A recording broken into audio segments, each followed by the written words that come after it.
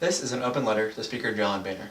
Speaker Boehner, with the State of the Union being as it is today, I thank you for your time in being this video. So first, to make acquaintance, my name is Justin Smith. I am a constituent of the 8th District of the State of Ohio, a finance major at the University of Miami, a part-time worker, an investor, and a patriot, among other things. My key traits is being a hard worker and encompassing a lot of drive. I got my first job when I was 18 in the summer of my senior year of high school. I worked a minimum of 50 hours a week to better myself early on in life. I worked warehouse, showroom, and customer service. I put in a minimum of 1,000 hours over 6 months. And for all that, for my first paycheck in 2 weeks, I was surprised to see how much of it was taxed away. Fortunately, I'm not alone in this feeling. According to Scott Hodge, president of TaxFoundation.org, 77% of Americans feel the tax codes should be majorly overhauled. The question becomes, Speaker Boehner, is there a better way for the federal government to tax its constituents to better them? I got the job because I wanted to better myself early on in life. To work more hours in my job, I learned different roles within the company: warehouse, showroom, and customer service. I worked a minimum of 50 hours a week and over 6 months at 1,000 hours. After my first 2 weeks of work, payday had finally come. I was anxious to see what I had earned. However, I was astonished whenever I saw the amount that was deducted due to taxes. It made me extremely disheartened and made me question my efforts. However, I am not alone in this feeling. Unfortunately, according to Scott Hodge, president of TaxFoundation.org, 77% of Americans believe that the tax code should be overhauled or parts amended. As Speaker of the House and the leader of the Republican Party, I urge you to consider the following question. Is there a better way for the federal government to tax its constituents to make a more beneficial system for the American taxpayer? Any answer to this problem is going to result in some degree of change. However, there are some solutions that retain the core of the current tax code, and this is giving the American people the option of opting out of FICA, or the Federal Insurance Contributions Act. FICA takes 7.65% out of the American taxpayer's income a year. FICA is comprised of two taxes: Social Security tax at 6.2% and Medicare at 1.45%. According to the Social Security Administration's website, the average income for Americans in 2012 was $44,322.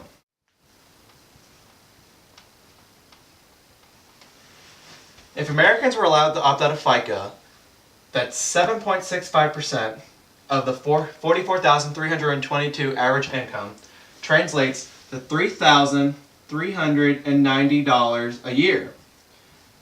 This is an average American saving a year if they're allowed to opt out of FICA. $3,390 is not small. In these tough economic times, this amount of money, if kept in the hands of the people who actually earn this money, will go a long way. According to Reason Root, 52% of young Americans would like to have the ability to opt out of Social Security. This way, they can invest in their retirement the way they see fit as opposed to the government. However, not everybody is enthralled with the idea of being able to opt out of Social Security. Daniel Halperin, former Deputy Assistant to the Treasury, stated that in the current market, he believes that it is too risky for individuals to be allowed to use their money to invest in the market. As well, this would not help the Social Security and Medicare's revenue and expenditure gap that we are currently seeing. Nevertheless, as America's tax code has evolved into a more complex problem, some are calling for a more simple solution. This simple solution will be eliminating the progressive tax brackets and rates that we currently have, replacing with a predetermined rate, being a flat rate of usually between 8 and 30%, being called the flat tax. Making everyone pay the same percent would essentially install a degree of fairness to the system. According to Dr. Daniel Mitchell, Senior Fellow in Political Economy, he's quoted as saying, "If you're a wealthy taxpayer and you make 1,000 times more than somebody else, you also pay 1,000 times more in taxes as that other person." By eliminating capital gains tax, this would encourage individuals to invest some of their money into the marketplace. And in theory, this would have businesses grow more and create more jobs for more people. However, like any possible solution to our current problem, a flat tax is not without criticism. Some state that the flat tax is actually a regressive tax, meaning the poor are taxed more and the rich less. This regressive theory can be seen in the following figure. If the rate were at 15%, and we had one individual making $10,000 and the other $100,000, after taxes were taken out, the person earning $10,000 a year would only be left with $8,500, and the person earning $100,000 is $85,000. This is a very big difference. You can't do a lot with $8,500 versus $85,000. As Steve Wamhoff describes a flat tax, who is currently the legislative director at Citizens for Tax Justice, he describes it as a flat tax eliminating taxes for the rich and only increasing them for the poor. Mr. Wamhoff gets his ideas from the super rich who make their money off of the capital gains they have in the market today.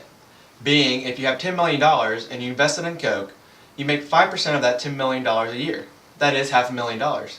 Under the current system, they would have to pay 15%. Under a system such as a flat tax, they would have to pay no taxes on that. Thus, they would remain taxless. However, there is an idea that would make everyone pay a certain percentage of taxes whether they made their money from capital gains or not. That is, a national sales tax.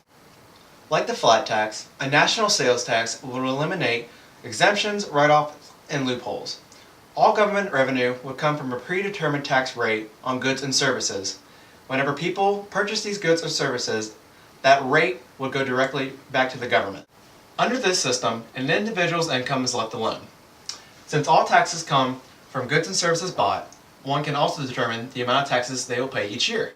Like the flat tax, under a national sales tax, double taxation is again eliminated, resulting in more investment, more growth, and more jobs. Like the other two possible solutions, a national sales tax is also subject to criticism. Angie Holland, editor-in-chief of PolitiFact.com, puts it this way. People who earn a poverty-level wage will likely spend all their income each year, being taxed on all of it, while rich people spend a fraction of their yearly income while only being taxed on that certain percentage. This results in the poor paying more and the rich less, making it a regressive tax. Another possible criticism of a national sales tax is that it would discourage short-term spending, being that people would rather pay down their debts, save, and invest. And this short-term spending might be enough to trigger another recession, something this country does not need. Speaker Boehner, as you may have realized, one simple solution will not be the answer to our tax problem. I've come to this realization as well, and that is why I would like to humbly suggest my ideas for this nation's tax reform. My proposal consists of 5 main points. First off, no matter what route is taken, the very poor have to be exempt. What little money they have has to go back to them and their families. Second, American citizens should be given the opportunity to opt out of Social Security if they so deem it. Americans have the right to plan their retirement as they see fit. Third, flatten out our income tax. No more trying to figure out what percentage of your income gets taxed at what percent. Make it brackets saying from if you make $0 to $30,000 a year is 12%, $30,000 to $60,000, 14%, and so on and so forth. Fourth, alter our capital gains tax. 8% for long-term gain and 15% for short-term gain. This will help make the U.S. competitive again in the international market, encouraging international investors to invest in America once again. With this increase in capital in America, again, we would see in theory the increase of businesses and jobs for Americans. Lastly, I propose implementing a national sales tax exempting food at around 2%. This makes up for some of the income lost for the government under my system. With this 2%, it encourages people to save, invest, and pay down their debts. Not enough to make a sizable impact being on the short term, but enough to put Americans on good financial standing in the long term. Speaker Boehner, as a fellow Cincinnatian, lover of growth and opportunity, free markets and free minds, I ask you to give the American people the chance you had in your youth in Reading, Ohio. Thank you for your time.